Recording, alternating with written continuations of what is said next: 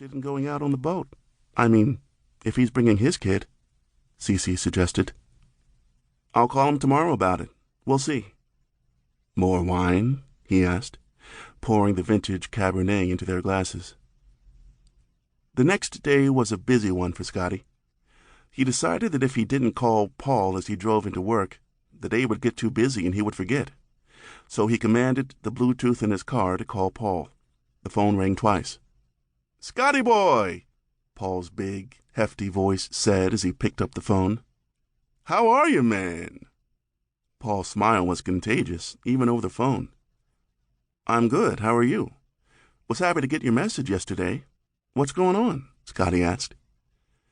"Me and my boy Zach are in town in Fort Lauderdale picking up a little toy I bought for myself.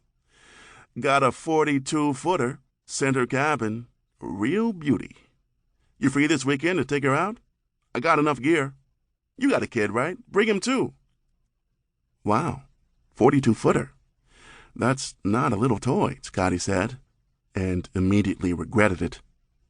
If this Paul was anything like high school Paul, that little comment just inflated his ego even more. "I have a daughter, actually. She'll be in town this weekend, and—" "Bring her too," Paul interrupted.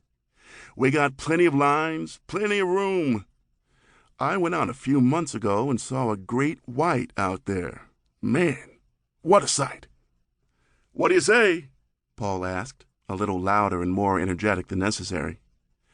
Scotty hesitated, but knew that if this Paul was anything like high school Paul, he wasn't going to take no for an answer. "Yeah, that sounds great. Let's do it. I'm pulling into work now. Can you shoot me an email with the details tonight?" Scotty asked, putting the car in park. Yeah, I'll do that. Okay, cool. Looking forward to it, buddy." "Me too. Should be fun. I'll talk to you late." "Yep, talk to you soon. Bye-bye." And with that, it was silent. Scotty smiled and shook his head. Seemed like Paul hadn't changed much since high school, and now Scotty was wondering what he was getting himself into. Scotty pulled into the office building and jiggled the key in the front door. He switched on the lights and headed to his office. He sat down and flipped through his planner to today's date. First up, the 8 a.m. tech meeting.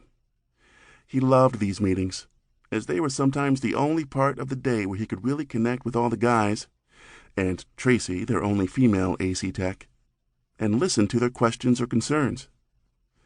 Tech meetings always made Scotty think about his very first 8 a.m. tech meeting with Drew, the founder of Shark's AC repair service, at the local Boys and Girls Club. Scotty's dad was a drinker before his mom died, and her death just sent him spiraling out of control. Scotty dreaded going home from school each day, on edge about whether it would be him or the living room wall that got the brunt of his father's grief-induced rage. Not wanting to go home as a kid is how Scotty ended up in the back seat of the Jamesons' car, which is how he wound up in the back of a police car for the first time a few hours later. But that time would not be his last.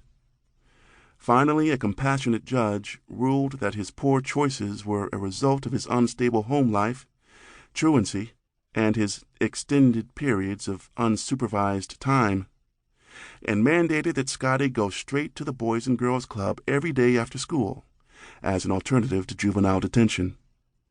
Scotty had been annoyed, but thought anything was better than going home to his dad or juvie.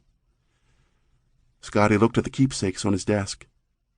Front and center was a plaque Brittany had made for him for Father's Day, with the Sacred Six engraved in silver.